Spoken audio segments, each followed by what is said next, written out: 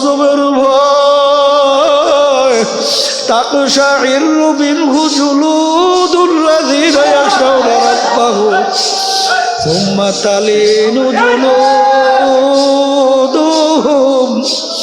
ওয়া কুলুবুহুম ইলা যিকরিল্লাহ। আমার মালিক বলে এক শ্রেণীর এরকম আমার বান্দা বান্দি আছে, যখন তাদের কাছে আমার আযাব গজবের আলোচনা করা হয়, যখন তাদের কাছে জাহান্নামের আযাবের গজবের আলোচনা হয়, তখন তাদের শরীরের চামড়াগুলা থরথর করে এ কবরের যাত্রীরা। আমার আব্বাজান রহমাতুল্লাহ আলাইহি বলতেন, যেই মামলার তদবির নাই ওই মামলারও কিন্তু খালাস নাই। আল্লাহ রাব্বুল আলামিনের হুকুম, তোমরা সাদিকিন বান্দাদের সঙ্গী হও। সাদিকিন বান্দাদের সঙ্গী হইলে কি উপকার হয়?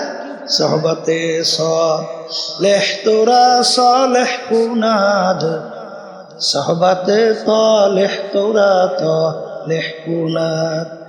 এক জামানা সোহবতে বা আউলিয়া বেহতার সাদ সালে তাহাব বেরিয়া। 100 বছর আপনি নফল ইবাদত করবেন, যেই পরিমাণ 100 বছর নফল ইবাদতের পরে আপনি লাভবান হইবেন, অল্প সময়ের জন্য আপনি হক্কানি আলেমদের যদি সংস্পর্শে থাকেন তার চেয়ে বেশি লাভবান হইতে পারবেন। এই জন্য আমার ভাইদেরকে বলবো, একটু পরীক্ষা করে দেখেন যে এই এলাকার ভিতরে অনেক আমার ভাইরা আছে যাদের কাছে আগে নামাজ ভালো লাগতো না, রোজা ভালো লাগতো না, আল্লাহর হুকুম নবীর তরিকা অনুযায়ী চলতে ভালো লাগতো না। এখন আল্লাহর ফজল কোরআনে হুশ থাকতে, জীবন থাকতে 5 ওয়াক্ত নামাজ ছাড়তে পারে না। আছে না নাই? দেখবেন আগে বিভিন্ন জুলুমের ভিতরে লিপ্ত ছিল, আল্লাহর ফজল করে এখন জুলুম ছাড়িয়ে দিস। আগে বিভিন্ন মিথ্যার মধ্যে, বিভিন্ন ধোঁকাবাজি ষড়যন্ত্রের ভিতরে, চাঁদাবাজির ভিতরে বিভিন্ন কাজে লিপ্ত ছিল, এখন আল্লাহর ফজল সব ছাড়িয়ে দিস। এইটা কি কারণে হয়েছে? সোহবতের কারণে। জোরে বলেন, কথা ঠিক না ভাই? ঠিক। এই জন্য আমার ভাইদেরকে বলবো, যদি ভালো হইতে চান আর যদি জাহান্নাম থেকে বাইসে জান্নাতে যাইতে চান, আল্লাহর হুকুম কিন্তু মানা লাগবে। আল্লাহর হুকুম না মানা পর্যন্ত আপনি কখনোই আপনার যে চিন্তা, লক্ষ্য, উদ্দেশ্য কখনোই পৌঁছতে পারবেন না, সম্ভব। তাহলে আল্লাহ বলছেন যে তোমরা সাদিকিন বান্দাদের সঙ্গী হও, আর আপনি হন নাই, তাহলে আপনি লক্ষ্যে পৌঁছবেন কিভাবে? কোনোদিন সম্ভব না। এই কথা ঠিক না ভাই? ঠিক। এই জন্য আমার ভাইদেরকে বলবো, বিশেষ করে পর্দা আলে মা বোনরা তারা শুনতেছেন, একটু পরীক্ষামূলক দেখেন, সাদিকিন বান্দাদের সংস্পর্শে যাওয়ার পরে আপনার দিলের অবস্থানটা পরিবর্তন আল্লাহর বদলে হবেই, কোনো সন্দেহ না। এরপরে আমি আপনাদেরকে বিশেষ করে বলবো যে দিন রাত্র যত যায় কিয়ামতের দিকে ততই তো আগাইয়ে যাইতেছে সময়, ঠিক কি না? আজকে বাংলাদেশের মধ্যেও দেখবেন অনেক মুসলমান সন্তান পর্যন্ত তাদের কাছে ইসলামের নীতি আদর্শ, তাদের কাছে আল্লাহ আল্লাহ রসুলের কথা ভালো লাগে না। কথা ঠিক না বেঠি? তাদের কাছে এখন ভালো লাগে পাশ্চাত্যের, বিজাতিদের কালচার। তাদের কাছে আজকে ভালো লাগে বিজাতিদের, পাশ্চাত্যের নিয়ম নীতি, আদর্শ, আচারও। এটা কি ভালো লক্ষণ না খারাপ লক্ষণ? হ্যাঁ, আজকে ভালোই লাগছে। এই যখন সংলাপ করছিলাম আজকে, শুনছেন না? আজকে সংলাপ করছিলাম, বিভিন্ন দলীয় নেতারা আসছে, তা 2-1 কর্নেল বক্তব্য রাখছিল। এই তারা হইল রিটায়ার্ড পারসন, তারা বলতেছে যে আমার বলতে এত ভয় কিসে যে আমি একজন মুসলমান, আমি একজন মুসলমান, এই পরিচয় দিতে আমার দুর্বলতা কেন? হ্যাঁ, এই জন্য আমার ভাইদেরকে বলবো যে আমি সেদিনকে আরো কোন ছাত্রদের এক প্রোগ্রামে বলছিলাম না, কোন জায়গায় জানি, যে সর্বপ্রথম আমাদের গুরুত্ব দিতে হবে এবং পরিচয়টা আমার ভিতরে বদ্ধমূল করতে হবে যে আমি একজন মুসলমান। আর যখন আমি বলবো আমি মুসলমান, তখনই মুসলমানদের কোনো কাজ আছে না নাই? মুসলমান শব্দের অর্থ তো বোঝা লাগবে। মুসলমান একটা আরবি শব্দ। কি শব্দ?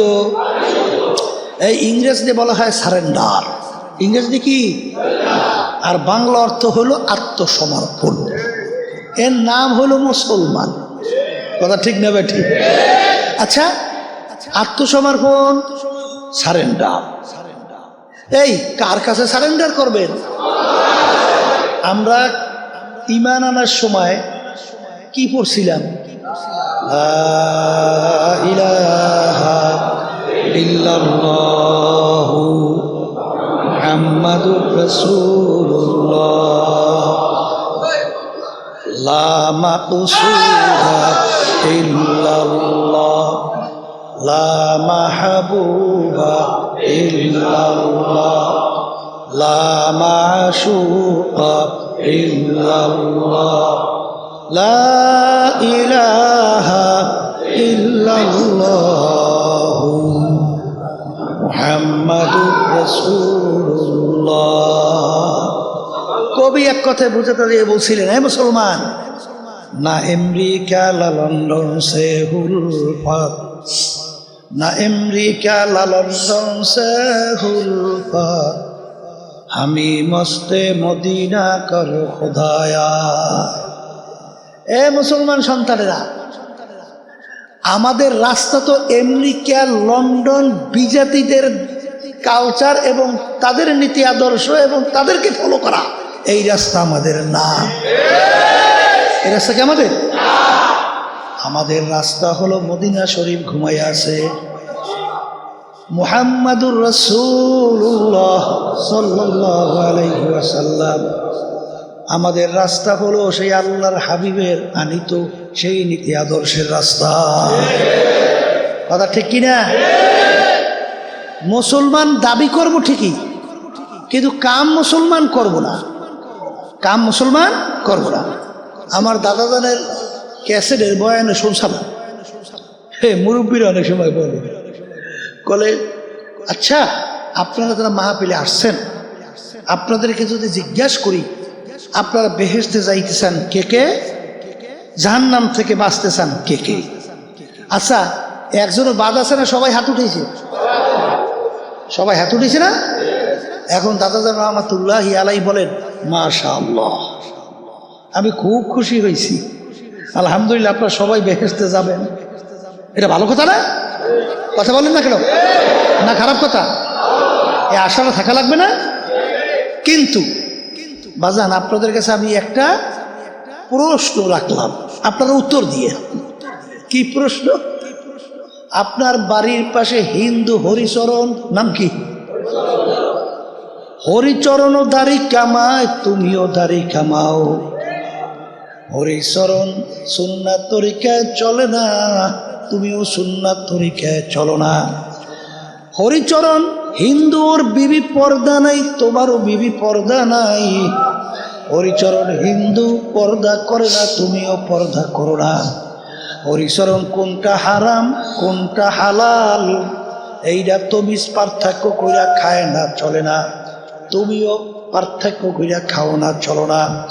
এক কথায় হরিচরণ মিথ্যাবাজি করে, জুলুমবাজি করে, চাঁদাবাজি করে, গুণ খুম অনেক কিছু যার দরকার তাই করে। হুবাহু ওই কাজটা তুমিও করো। এখন তোমার কাছে বিচার রাখলাম, হরিচরণ যখন নাকি তোমার বাড়ির পাশের মসজিদের মধ্যে মুয়াজ্জিন আল্লাহর পক্ষ থেকে যখন তোমাকে দাওয়াত দেয়, আসসালাতু খায়রুম মিনান নাওম, ঘুম হইতে নামাজ ভালো। আমিও আমার মালিক বলেন যে আল্লাহু আকবার, আমি তাকাইয়া তাকাইয়া দেখি হরিচরণও নাকটাই না ঘুমায়, তুমিও নাকটাই না ঘুমাও। তুমিও মসজিদে যাও নাই, আমার হুকুম পালন করো নাই। জহুরে তোকে ডাকছি পাই নাই, আসরে ডাকছি তোকে আমি পাই নাই, মাগরিবের সময় ডাকছি তোকে আমি পাই নাই, হারে এশায় ডাকছি পাই নাই। রমজানের রোজা রাখার জন্য বলছি, তুই রমজানের রোজা রাখো নাই। পর্দা আমার হুকুম ফরজ, তোদেরকে পর্দা করার জন্য বলছি, তোরা পর্দা করো নাই। হারাম হালাল তমিজ পার্থক্য করে ইমতিয়াজ কইরা খাওয়া চলার জন্য বলছি, তুই সেইটা করো নাই, মানো নাই। এক কথায় মিথ্যা বলতে মানা করলাম, তুই মিথ্যা বলো। জুলুম করতে নিষেধ করছি, জুলুম করো। পরের মাল ঠগাইয়া ক্ষমতা পাইয়া নিজের সম্পদ বাড়াইতে চিন্তাও করো না। এখন আমার দাদাজান বলেন, ভাই এখন তুমি বিচার করো, কিয়ামতের ময়দানে আমার মালিক যদি তোমাকে বেহেশতে নেওয়া লাগে, তোমার বাড়ির পাশে হরিচরণ কি দোষ করলো, ওকে কেন বেহেশতে নেওয়া যাবে না? এই জন্য আমার বাজানদেরকে বলবো, পর্দার মা বোনদেরকে বলবো, বাজান দুনিয়া সম্পর্কে একটু মাঝে মাঝে একটু মুরাকাবা করো, আখিরাত সম্পর্কে একটু মুরাকাবা করো, অর্থাৎ চিন্তা করো। তারপর দুনিয়া থেকে বিদায় নিয়ে কবরে রওনা করো।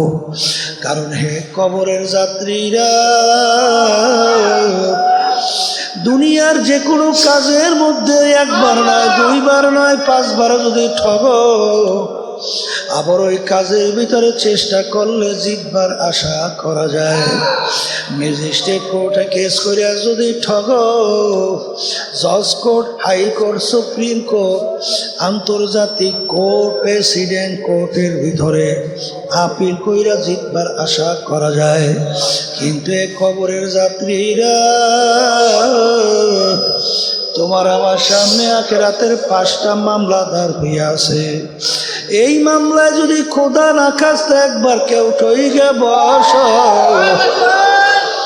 আর দ্বিতীয়বার দুনিয়াতে আইসা আপিল কইরা জিতবার কিন্তু আর আশা নাই। বাজানদেরকে বলবো, মাঝে মাঝে একটু চক্ষু বন্ধ করো, তারপর বিদায় নিয়ে কবরের দিকে পা বাড়াও।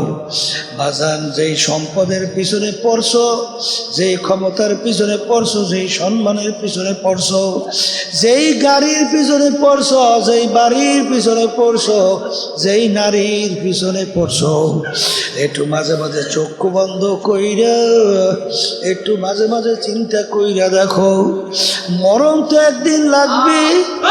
কারণ আজ পর্যন্ত দুনিয়ার ইতিহাস পইরা দেখো, যত বড় মেয়া বলো, যত বড় লোক বলো, যত বৈজ্ঞানিক দার্শনিক বলো, কেউ কিন্তু মৌতের হাত থেকে কেউ রেহাই পায় নাই, কোনোদিন পাবে না।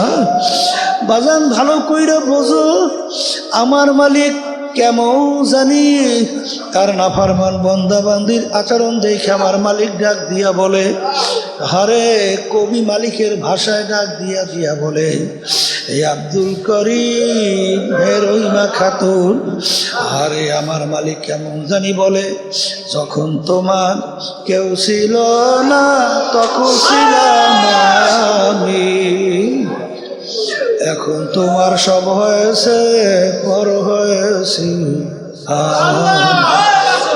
এ বান্দা বান্দি মনে রাখিস, আবার যখন তোমার কেউ রবে না, তখন রব আমি। আমার কাছে আসতে হবে যতই ভাবো তুমি। কিন্তু এ বান্দা বান্দি মনে রাখিস, তোদেরকে আমি দুনিয়ার ভিতরে পাঠাইছি পরীক্ষার হলে পরীক্ষা দেওয়ার জন্যে। পরীক্ষার হলের ভিতরে পরীক্ষা দেওয়ার জন্যে স্বাধীনতা দরকার আছে না নাই? বাজান, পরীক্ষার হলে ছাত্রছাত্রী পরীক্ষা দেয়, বাজান 3 ঘন্টার জন্য সময় দেওয়া হয়, বাজান পেপারও দেওয়া হয়, প্রশ্নও দেওয়া হয়। আরে কেউ যদি নিরিবিলি সময় পাইয়া যদি পরীক্ষা প্রশ্নের উত্তর ঠিক মতো না দেয়, যদি গল্প কাহিনী লেখা সময় নষ্ট করে, এক পর্যায়ে ফলাফল যখন বের হবে দেখবে ছাত্রছাত্রী ফেল করছে, এখন লজ্জায় মানুষের সামনে মুখ দেখাতে পারে না। ঘরের দরজা বন্ধ কইরা কাঁদে, কেন সময়টাকে নষ্ট করে ফেললাম। ঠিক বাজান রে, তোমাকে আমাকে মালিক পাঠাইছে। দুনিয়াতে আমার মালিক পাঠাইছেন পরীক্ষার হলে পরীক্ষা দেওয়ার জন্য, পরীক্ষার হলে পরীক্ষা নেওয়ার জন্য। আমার মালিক বলেন আমি তোমাদেরকে স্বাধীনতা দান করলাম, কারণ স্বাধীনতা না থাকলে পরীক্ষা দেওয়া যায় না। পরীক্ষার হলে স্বাধীনতা দিয়া তোমাদেরকে আমি দুইটা রাস্তা দেখাইলাম, হাদাইনাহুম নাজদাইন, একটা জান্নাতের রাস্তা আর একটা জাহান্নামের রাস্তা। দুনিয়ার স্বাধীনতার ভিতরে তুমি যেই রাস্তায় চলতে চাবা, তোমাকে সেই রাস্তায় চলার শক্তি আমি দান করব। আর যদি বেহেশতের রাস্তায় চলতে চাও, সেই রাস্তায় চলার তৌফিক আমি তোমাকে দান করব। আর কেউ যদি স্বাধীনতা পাইয়া জাহান্নামের রাস্তায় চলতে চাও, আমি স্বাধীনতায় বাধা তোমাকে দেব না, ওই রাস্তায় চলার শক্তি আমি দান করব। এ আল্লাহর বান্দারা ফিরাউন মাওলার সঙ্গে চ্যালেঞ্জ করলো, খোদাই পর্যন্ত দাবি করলো, বনে ইসরায়েলের ছেলে সন্তানগুলা ধৈরা ধৈরা জবাই করলো। এত শক্তিধর, তাকে বলার দ্বিতীয় কোনো শক্তি নাই। ফেরাউনের কথা, নীল দরিয়ার পানি ভাটা জোয়ার হয়। ফেরাউনের বাড়ির দরজা এমন একটা গাছ ছিল, যে কোনো রোগের নিয়াত কইরা খাওয়ার সঙ্গে সঙ্গে রোগ ভালো হয়ে যাইত। আমার মালিক ফেরাউনকে দুনিয়ার ভিতরে এমন আরামে রাখলো, ইতিহাসের ভিতরে দেখা যায় 750 বছরের মধ্যে ওর একদিন সর্দি জ্বর হয় নাই, এত আরামে রাখলো আমার মালিক। কিন্তু যখন ওর স্বাধীনতার হায়াতের বেড়া পার হইয়া গেল, আমার মালিক ওকে নীল দরিয়ার ভিতরে ফালাইয়া চুবাইয়া চুবাইয়া তারপর মারছিল। সাদ্দাত মাওলার সঙ্গে চ্যালেঞ্জ করলো, দুনিয়ায় ওর বেহেশত তৈরি করলো, মাওলার সঙ্গে চ্যালেঞ্জ করলো। আমার মালিকের সঙ্গে টিটকারি, মালিকের বেহেশতে যাবে না। বেহেশত কমপ্লিট দেখার জন্য দলে বলে যখন গেল, দেখে বেহেশতের দরজায় বাজান বুড়া দাঁড়াইয়া অপেক্ষা করতেন। আরে সাদ্দাতের মেজাজ টন, কে বুড়া আমার বেহেশতের দরজা দাঁড়াইয়া আছে। আহারে বুড়া ডাক দিয়া বলে, ও সাদ্দাত, আমি আজরাইল আছি তোর জান কবজ করার জন্য। আজরাইলের কথা শুই না, শরীরের ভিতরে থর থর করে কম্পন শুরু হয়ে গেল। ভাই আজরাইল বড় শখ করে বেহেশত তৈরি করছে, একটা নজর দেখার সুযোগ দাও। কথার কথা সালাম বলো, ওরে খবিস, আরে আমার মালিকের সমস্ত নেয়ামত ভোগ কইরা স্বাধীনতা পাইয়া ধরাকে সরা জ্ঞান মনে করলি না। আমার মালিকের দেওয়া নেয়ামত চক্ষু দিয়া দেখছো, যাদের চক্ষু নাই তারা বোঝে চোখের কত মূল্য। আরে আমার মালিকের জবান দিয়া কথা বলছো, আমার মালিকের দেওয়া জবান দিয়ে কথা বলছো, যাদের জবান নাই, যারা বোবা তারা বোঝে যে কথা বলার কি মর্ম। রে আমার মালিক তোমাকে আমাকে নেয়ামত কান দান করলো, যারা শোনে না তারা বোঝে কান কত বড় নেয়ামত। বাজার অনেক বড় লোক আমাদের সামনে বাচ্চাদেরকে নিয়ে আসে, ফুট করে সুন্দর চেহারা, ওদিকে বাপের চক্ষু দিয়া বাইয়া বাইয়া টপ টপ করে পানি পড়ে। জিজ্ঞাসা করি ব্যাপার কি? কান দেওয়ার বলে, হুজুর আমার মালিক ওকে প্রতিবন্ধী বানাইছে। আজকেও একটু আগে এক প্রতিবন্ধী একটা মেয়েকে নিয়ে আসছে, বা হুজুর 8 বছরের মতো বয়স, এইরকম ভাবে স্বাভাবিক বোঝে না। এ কপাল পোড়ালা, আজকে দুনিয়ার স্বাধীনতা পাইয়া, ক্ষমতা পাইয়া, দলের নেতা নেত্রী পাইয়া, আজকে সম্পদ পাইয়া, বাড়ি গাড়ি পাইয়া, আরামায়েশ পাইয়া ধরাকে সরা জ্ঞান মনে করো না, কিন্তু একটু মাঝে মাঝে চিন্তা কইরা একটু চক্ষু বন্ধ করে মোরাকাবা করো। আমার মালিক ইচ্ছা করলে তোমাকে আমাকে প্রতিবন্ধী বানাইতে পারতো কি পারতো না? আমার মালিক তোমাকে আমাকে ব্রেন নেয়ামত দান করলো, এই নেয়ামত দান করছেন আমার মাওলা। এই দুনিয়াদার পাগল, আমার মালিক নেয়ামত দান করলে বাতাস টানলাম এবং ছাড়লাম। বাজান আমার মালিক যদি 5 মিনিটের জন্য বাতাস বন্ধ কইরা দেয়, বর্মে আর থাকবে না,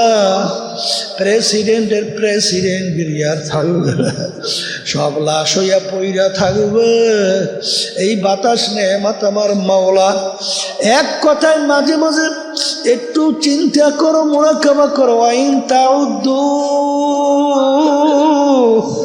নেমাতুল্লাহি লা তুহসুহা, আমার মালিকের নেয়ামত গণনা করে কোনদিন শেষ করতে পারবা না।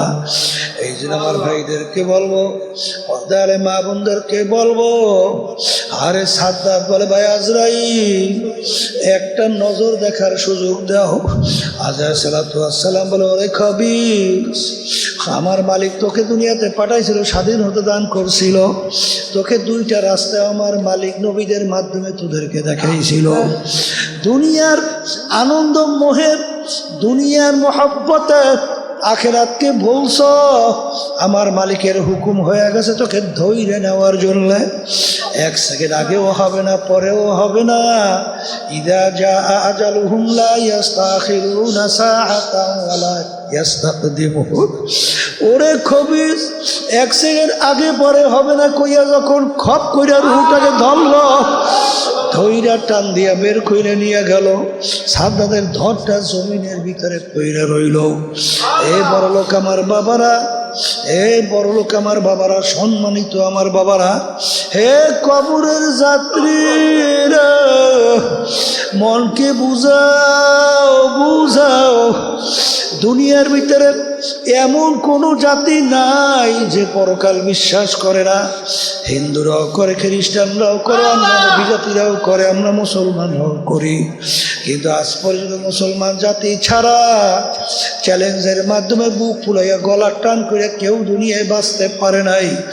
এ মুসলমান আমার বাবারা, আজকে মুসলমানের ঘরে জন্মগ্রহণ কইরা কিয়ামতের ময়দানে খোদা না খাস্তা যদি জাহান্নামের শিকল হাতে পায়ে লাগে, এর চেয়ে কপাল পোড়ার সারে জাহানে হইতে পারে না। এই জন্য বাজান আমার আব্বাজান রহমাতুল্লাহ আলাইহি প্রায় বলতেন, যেই মামলার তদবির নাই সেই মামলারও কিন্তু খালাস নাই। আসলে তোমার আমার ইমান দুর্বল, এই জন্য গুনার পর গুনাহ করতেছে, এটা চিন্তাও আসে না, চোখেও পানি আসে না, বাপের জন্য চেষ্টাও নাই। ওদিকে আল্লাহর ওলির ইতিহাস পইরা দেখো বাজার, একটা গুনাহ হয়ে যাওয়ার পরে পাগলের মতো অস্থির হইয়া কাঁদে আর মালিকের দরবারে হাত উড়াইয়া মালিকের দরবারে মাপ চায় আর কান্দে। আদম আলাইহিস সালাতু ওয়াস সালাম, আমার মালিক হুকুম করলো গন্ধম খাইও না, গন্ধম খাইছে, দুনিয়ার ভিতরে আসলো। বাজান আল্লাহ, এমন লজ্জা, 2 চোখের পানি বাইয়া বাইয়া টপ টপ কইরা পড়ে। বাজান ইতিহাসে দেখা যায় আকাশের দিকে মুখ কইরা লজ্জায় তাকাইতো না। আরে এক শ্রেণী আমার বাবারা, পর্দালে মা বোনেরা, বাজার গুনার পর গুনা কইরা যাইতেছি, একটু চিন্তাও হয় না, একটু ঘোরাও বেকা হয় না।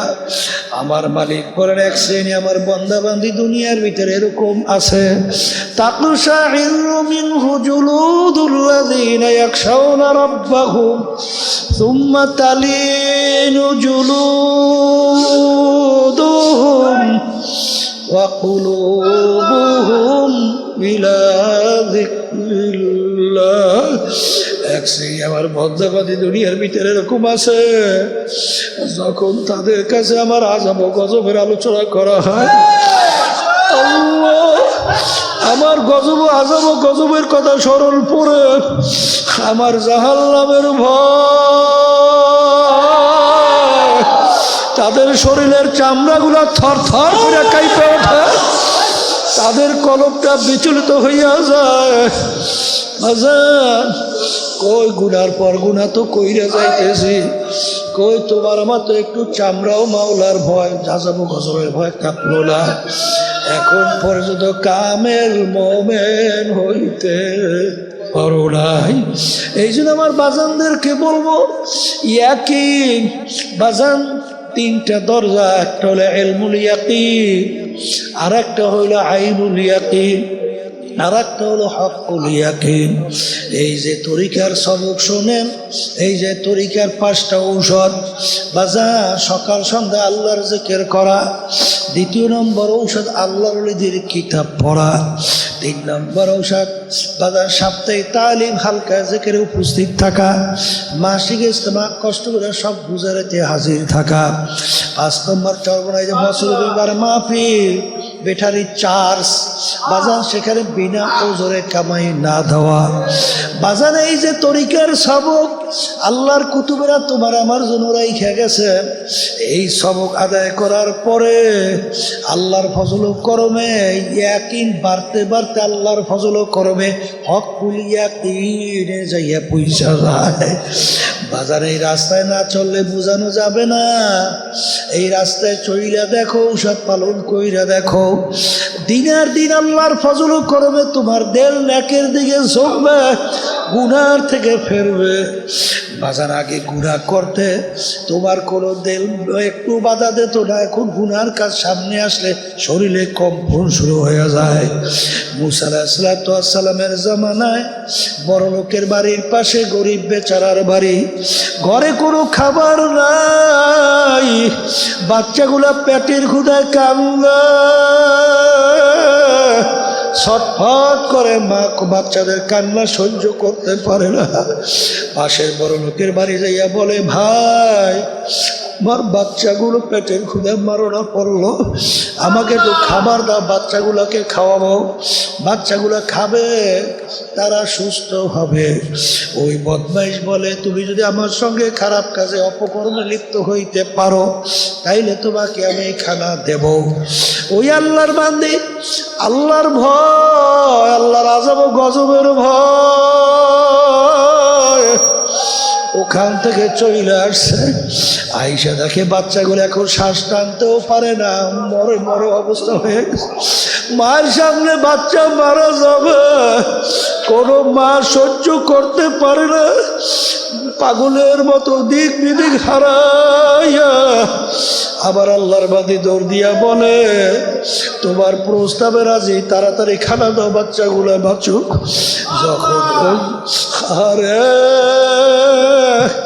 যখন অগ্রসর হইতেছে আল্লাহর বান্দির শরীরের মধ্যে থরথর করে কম্পন শুরু হয়ে গেল, ডাক দিয়া বলে, ধনী বেচারা, ব্যাপার কি, আপনার শরীরের কম্পন কেন শুরু হইল?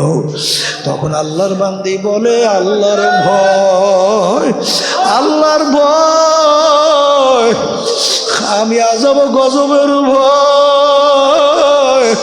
তাকশাইরু মিনহু জুলুদুল্লাযীনা ইয়াখশাউনা রাব্বাহুম সুম্মা তালিনু জুলুদুহুম ওয়া কুলুবুহুম ইলা যিকরিল্লাহ। আমার মালিক বলে, এক শ্রেণী এরকম আমার বান্দা বান্দি আছে, যখন তাদের কাছে আমার আযাব ও গজবের আলোচনা করা হয়, যখন তাদের কাছে জাহান্নামের আযাবের গজবের আলোচনা হয়, তখন তাদের শরীরের চামড়াগুলা থরথর করে এ কবরের যাত্রীরা। আমার আব্বাজান রহমাতুল্লাহ আলাইহি বলতেন, যেই মামলার তদবির নাই ওই মামলারও কিন্তু খালাস নাই। এই খবরের যাত্রীরা, হে মুসলমান আমার বাবারা, পর্দার আড়ালের মা বোনেরা, কোরআনুল কারীম কিন্তু সত্য। বাজার আল্লাহর হাবিবের অল্প বয়সে দাড়ি মোবারক পাইকা গেল, পিঠ মোবারক গুজা হয়ে গেল। সাহাবায়ে কেরাম বলেন, হে আল্লাহর রাসূল, এত অল্প বয়সে আপনি দাড়ি মোবারক কেন পাইকা গেল, আপনার পিঠ মোবারক কেন গুজা হয়ে গেল? আল্লাহর রাসূল বলে, ও আমার সাহাবারা, আমি রাসূল যা দেখি তোমরা তো দেখো না, আমি রাসূল যা জানি তোমরা তো জানো না। আরে আমার মালিক নাফরমান, বেনমাজি, হারামখোর, সুদখোর, ঘুষখোর, জুলুমবাজ, মিথ্যাবাজ, যারা আল্লাহর হুকুম আমার তরিকা অনুযায়ী চলে না, তাদের ব্যাপারে যে আযাব গজবের ঘোষণা দিয়েছে, ওই এক সেকেন্ডে আযাব সহ্য করার শক্তি কোনো মানুষের নাই। আমার উম্মত কিভাবে জাহান্নামের আগুনে জ্বলবে, এই চিন্তা আমি রাসূলের দাড়ি পাইকা গেল, পিঠ গুজা হয়ে গেল।